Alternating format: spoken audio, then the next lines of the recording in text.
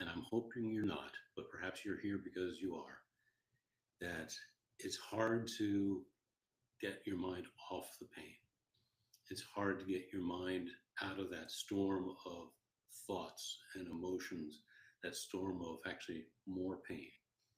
How do you free yourself from that? How do you liberate yourself from that? I'm Rick Cram, a resilience coach, and welcome to Plan to Be Your Best Live. This is the third edition of this new wave of going live so that I can equip you and encourage you to plan to be your best as you navigate pain. The Plan to Be Your Best approach is all about transforming that experience of pain, that journey of pain, and all that goes with it into a journey of resilience and finding a way, your own unique way, to thrive even because of the pain. I'll be live every Sunday, like now, at 3 o'clock Eastern, Friday at noon at Eastern time. And today's theme is continuing with the freedom theme. I hope you had a good 4th of July weekend. Here we are at the tail end of it. And the idea of this time together, or perhaps you're going to watch this as a recording, is to try to create a bit of a foundation for going into the new week with some tools for your resilience, tools for you to work on and practice. You'll hear me say it very often that there's no perfection in pain management, but in the practicing is where we find that we're able to build new strengths, new skills, apply new strategies to how to be resilient and how to thrive. It's not easy. I get it. If you're in pain, I'm sorry, and I'm a holder of hope for you. I understand because I've been living with pain ever since a football injury in high school for decades now. Surgery number 7, if we're connecting for the first time. Surgery number 7 on my left knee in 2019 has left it in a state of trauma, and I experience intense acute daily pain. It's actually been using this approach that I developed about 12 years ago, Plan to Be Your Best, is something that I've both relied on so much more since the last surgery and during these past 5 years. And I've actually learned from this resilience journey to strengthen and mature, if you will, the Plan to Be Your Best approach. What we're going to do is dive into another part of the 3 steps of resilience. The previous episode on this past Friday was all about the how to tune in. The 3 steps of resilience include tune in, that's your first step, and the second step is plan, and the third step is be your best. Tune in, plan, and be your best. Seemingly 3 simple steps to help create that kind of pivot, to get our intentionality working, to win back the focus that pain takes away, to spark new positive energy that's lost in dealing with not just the pain, but also the thoughts and the feelings that go along with it. And the idea, and go back and take a look at it was the 4th of July, that episode. There are different ways to go about tuning in. And there are ways that perhaps you might have that I would love to hear about. Speaking of you and our time together, pardon me, I'm curious to know where you are. If you're with me now, I'll look forward to seeing your chats, your questions. I'm in the Boston area. I'm on live here. I'm using Riverside. I like it very much. I'm getting used to it. And the idea of seeing all the different tools that are available, I'm very eager to know what it is that you've got, what your thoughts are, and how I can actually answer any questions that you've got. I'd love to know where you are. Where in the world might you be right at this point? Even if you're watching this as a recording, do add certainly your comments. I'll answer every one of your comments and questions. And I'll actually certainly appreciate the like. If you know of someone who's in pain, share this with them. This is going to be an encouraging time together. And I would say when we take a look now at that plan step, that second step in the three steps of resilience. There's something that's uniquely encouraging about the time that we spend here. Those are three basically easy steps: tune in, plan, and be your best. But what we do in each one of those steps makes all the difference in the world. We talked about on Friday the different ways to tune in to our needs, to the primary sources of pain, to the secondary sources of pain, such as the storms of thought, the storms of emotions, and how they can be so overwhelming and multiply, terribly aggravate the pain journey and make it all the more necessary for it to become a journey of resilience. But how do you go about planning? I'm going to just check. Different people have different ways of planning. And I've actually seen myself change in different ways through my adult life in particular. Sometimes I like to plan in a conversation with somebody else. Sometimes I like to be by myself and write down notes. Sometimes I'll journal my plan or use a plan document. I've got several different versions on my computer. The interesting thing about if I may, I'm just going to double check the chats, and I'll just say, welcome to you all. And I'm glad you're here. There are different ways to approach planning, and I think it's worth just pausing for a moment and thinking about what kind of planner are you? And if you're navigating some form of pain, whether it's chronic pain or you're grieving, or maybe it's just the pain of excessive stress. I say just.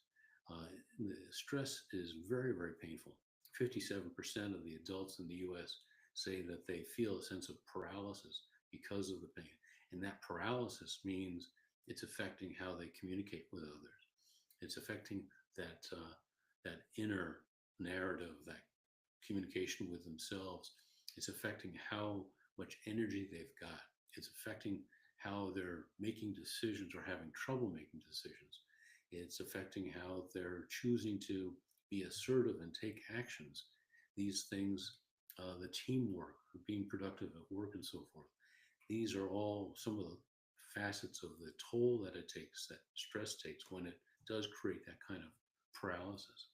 So going on with the theme, how do we plan in a way to break free from what's holding us back?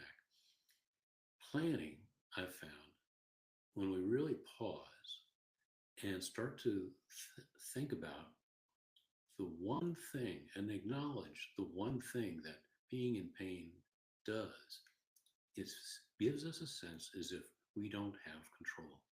Yet planning is taking a look at the things that we do have control over. And the more we actually settle ourselves, take some deep breaths, and we've already done some tuning into what our needs are. And now we're actually taking a more intentional step to really almost hit the pause button on time itself.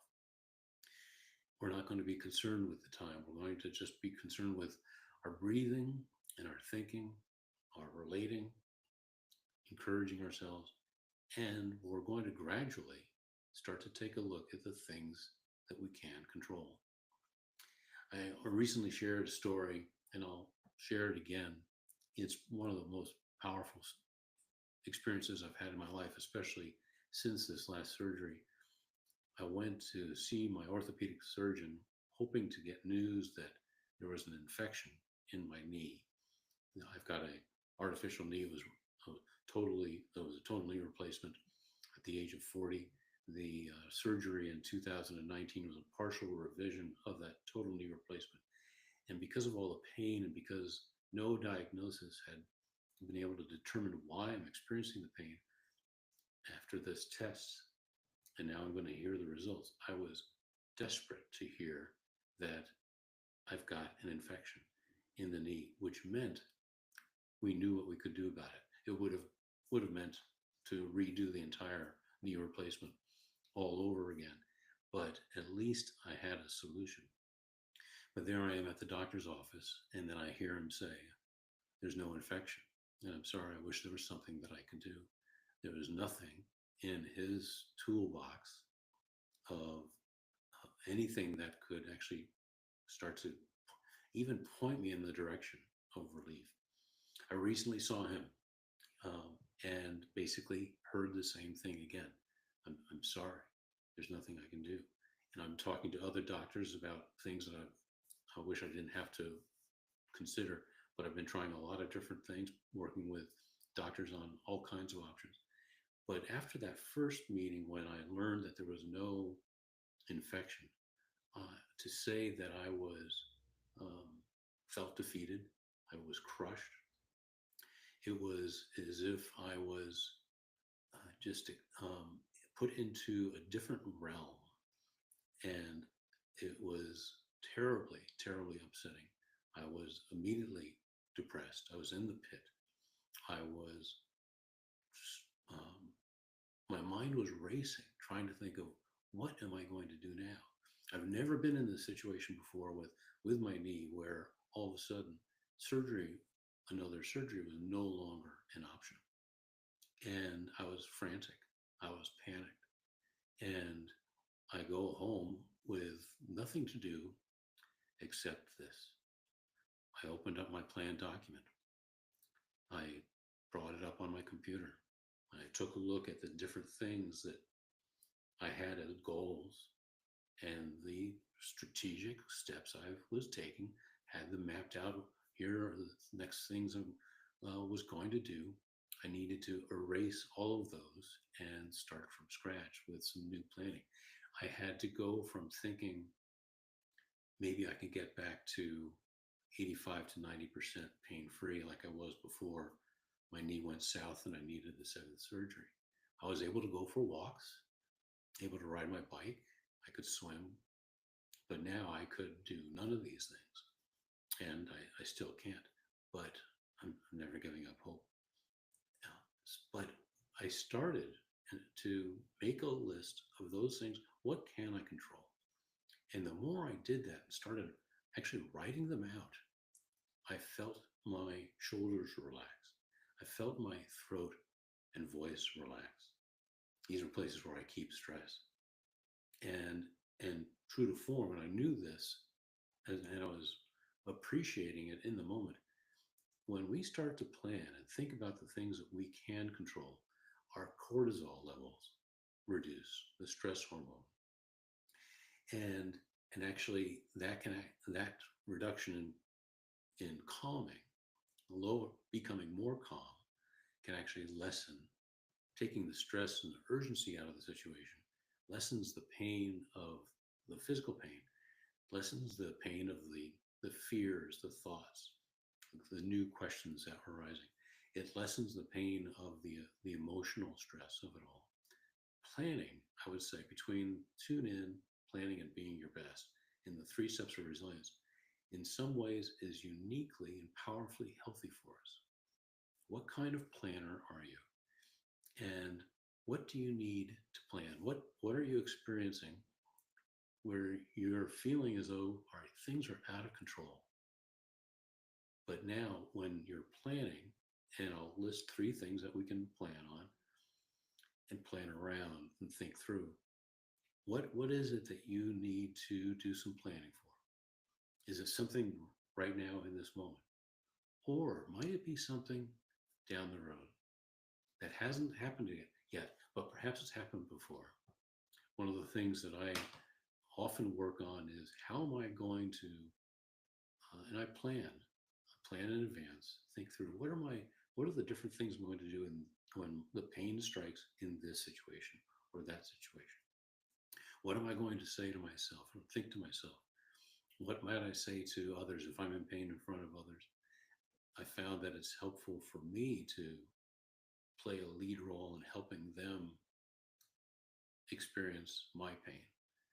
And so I've got through the past several years, I've been intentional about thinking through what can I say and do in those moments. What are those moments that might be coming around that's happened before and might happen again that you would benefit from doing some honest planning about?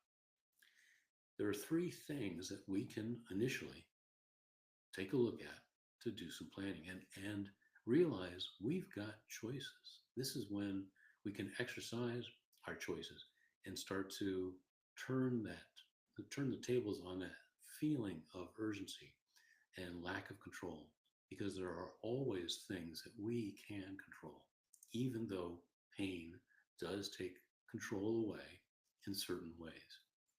They can take away the initial reaction. The, I experience intense acute shots of pain randomly, a dozen or two times a day, and it takes away my thinking. It robs my thoughts. It just saps my energy. And so I'm always, my plan, my resilience toolkit includes over 25 different things that are my go to. Sometimes it's something that I'm thinking. I choose a thought. I've got a certain thought that I'll go to from my resilience toolkit. I'll think about, and I've chosen a different array of emotions to choose and use and go to that to respond to the latest blast of pain and the way it's affecting me. And then there are the actions. One of my favorite actions, especially if I'm experiencing numerous hits of pain and it's really getting to me, it's wearing me down. There's a compiling effect that does wear on me. Sometimes the best thing I can do is just get up and move, or maybe even go lift weights, even for just 90 seconds. If I can have a couple of dumbbells in my hands for 90 seconds and I'm doing certain reps, I'm now thinking about the reps and not the stress or the upset of the pain. If I'm now thinking about my breathing, I'm counting the reps, I'm focusing on the exercise itself. And in the course of doing this, I have been already started to win back my focus, spark new positive energy, and bring this moment forward. It always works. So therefore, if I may share this and put it in the form of a question, what can you do? What activity can you be one of your go-to items? This is a form of planning, asking questions and coming up with your best answers. Remember, it's your unique resilience that's going to grow out of your answers to these plan to be your best questions. What can you do, especially that is some form of movement? It does not need to be lifting. It does not need to be lifting weights. It can be some form of movement. It might be going for a walk. It might be stepping outside and taking a look at the sky, or even the night sky, the stars at night. What are those things? And let me encourage you to make a list of different things that you might already know that you've enjoyed doing before and have been effective at creating that kind of pivot. But maybe what might there be that you haven't tried yet that you might write down? And speaking of writing this down, there at rickcram.com, you'll find, let's see, where will you find it? You'll find it on the homepage. There's a free worksheet for the 3 steps of resilience at rickcram.com. You'll also see there an invitation to take a look at the Summer of Resilience. It's a 10-week small group program, and it's going to start soon, but give me a call if you want to talk about seeing if this is right for you. It's an opportunity for getting together with other people who can relate, who can actually be there to encourage you along with my encouragement, to be there to receive your encouragement as we walk together through all of the different parts of the plan to be your best approach. Plan to be your best as you navigate pain, which includes, we'll learn the different ways of using and practice using the 3 steps of resilience. And I'll guide you through the 8 domains of thriving. These are domains where we find new sources of everything from energy to wisdom that we can use in the application of the 3 steps of resilience to not just transform a moment, but to even transform your time moving forward and even transform your life, giving your life a new sense of your own unique purpose. So let me ask if you've got any questions.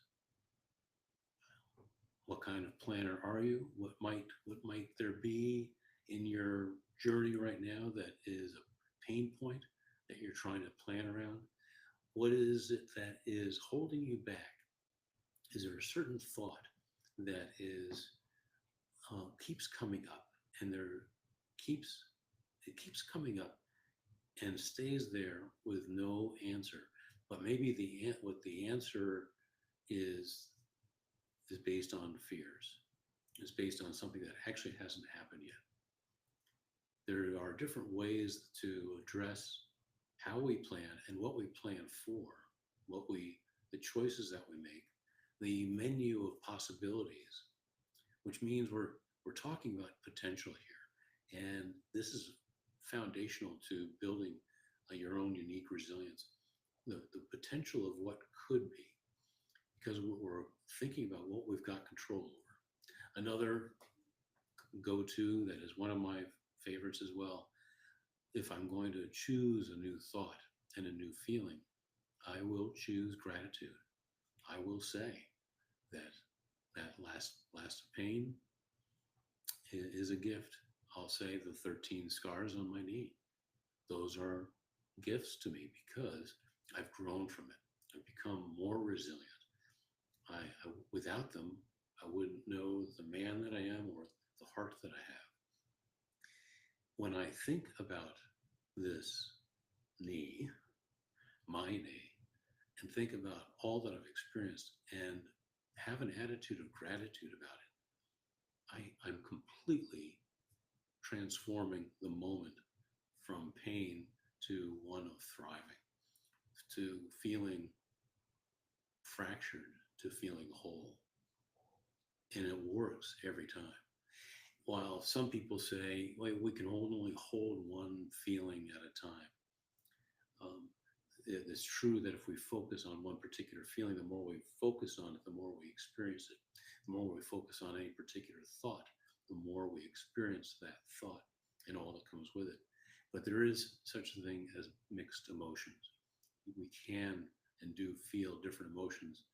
There can be conflicting emotions about pain or virtually anything that we're experiencing in life. But the focus is what we've got in our control, and it's something to practice over and over again. The more I'm experiencing pain, the more I focus on that attitude of gratitude, and then that focus becomes, I become more immersed in that state of gratitude and thankfulness.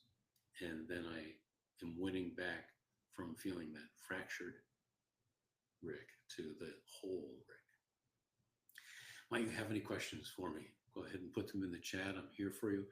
I'm on both YouTube and Facebook. Again, it's just a reminder, every Sunday at this time, 3 Eastern, and also every Friday at 12 noon Eastern. I'll look forward to your questions in the moments ahead, or even if you're watching this through as a recording. I do ask, I'll appreciate, as I'm pursuing a mission here to equip and encourage people to plan to be their best as they navigate pain. Please subscribe, share it with others. There are 50 million people in the US alone who are living with chronic pain, and it is my purpose in life. It is how I am not wasting my pain so that I can support them and encourage them and help them in their walk, which I know is extremely difficult.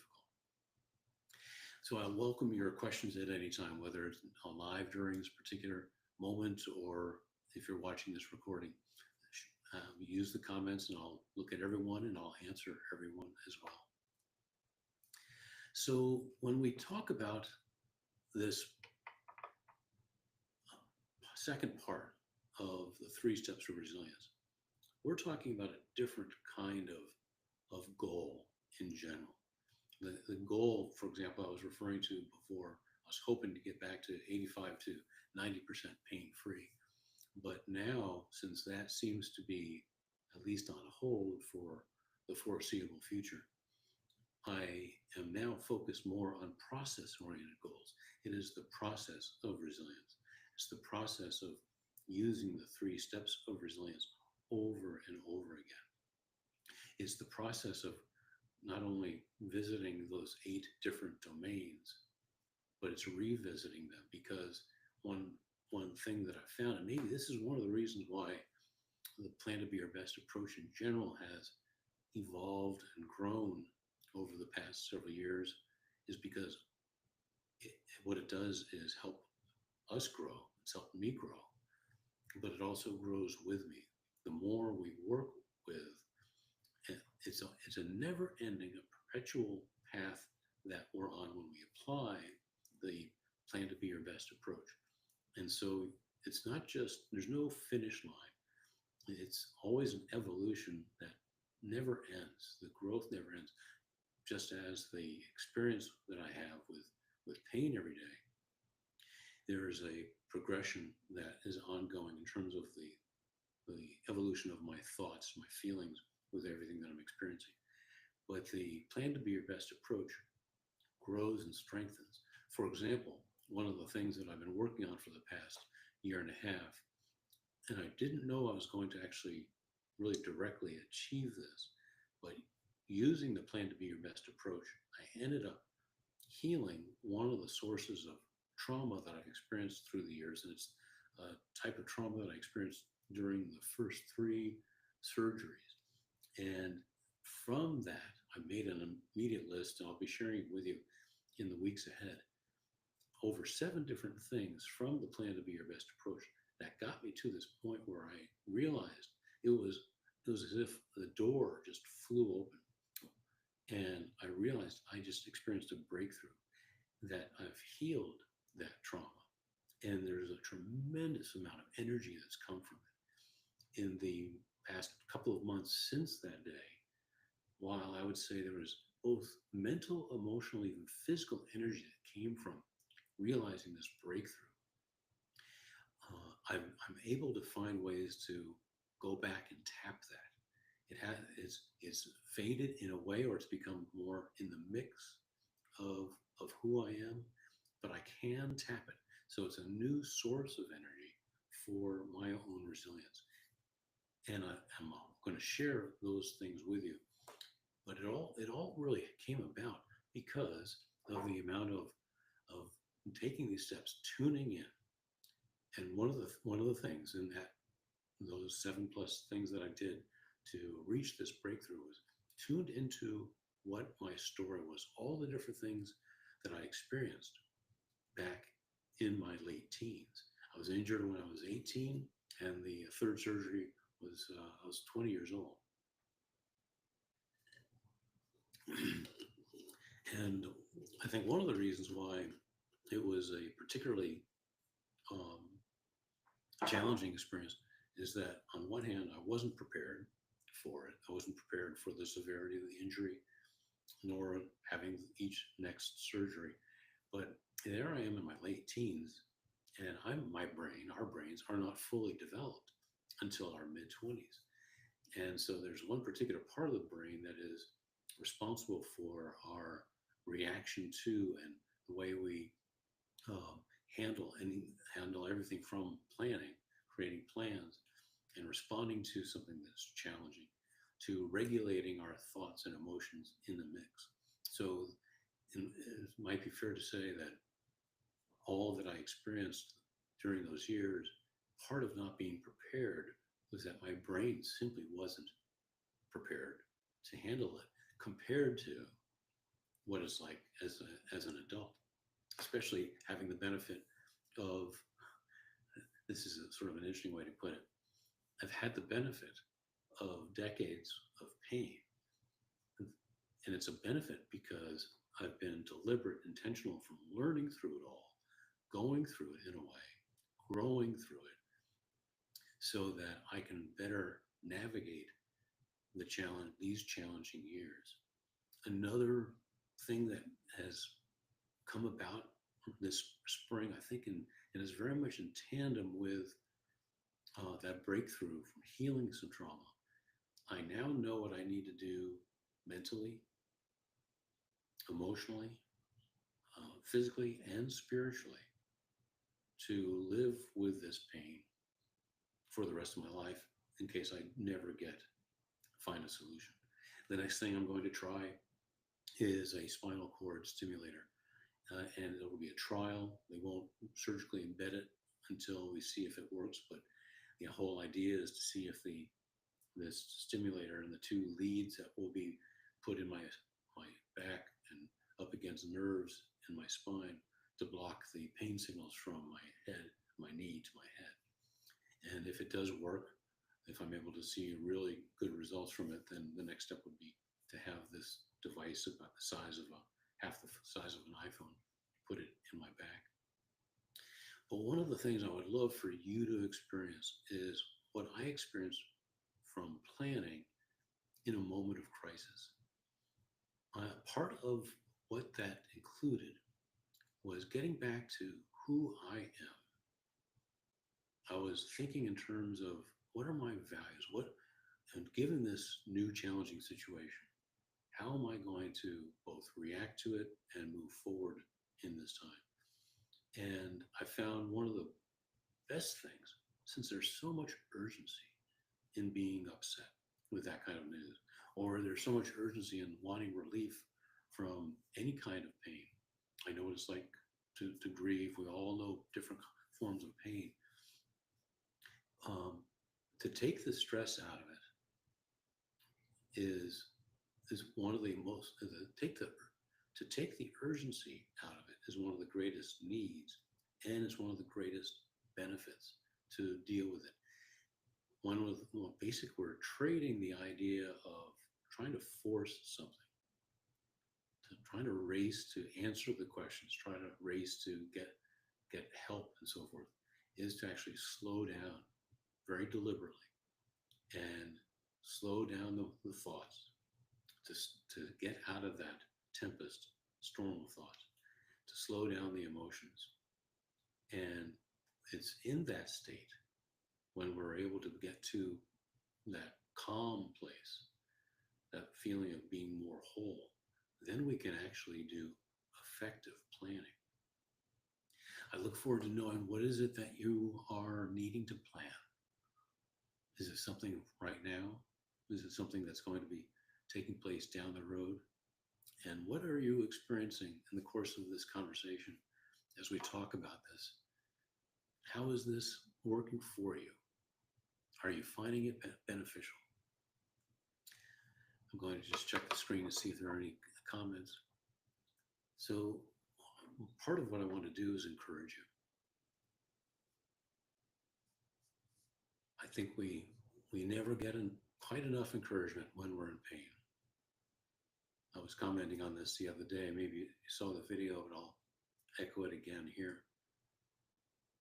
The encouragement that we get through the 3 steps of resilience, especially in this plan step, is a combination of self-encouragement.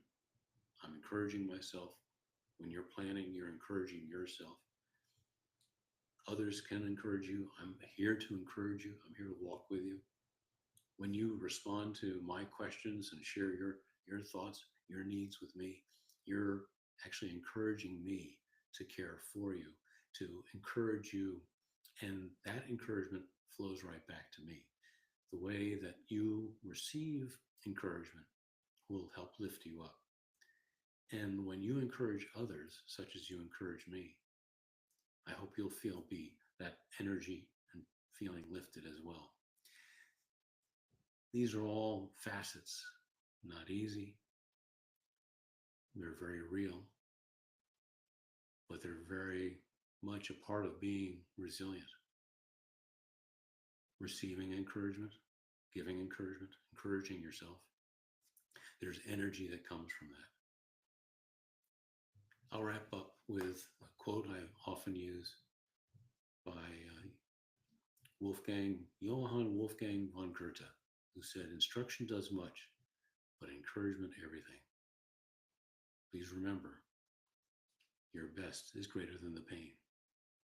I wish you well. I'll be on next Friday, again every Friday and Sunday. and look forward to seeing you again.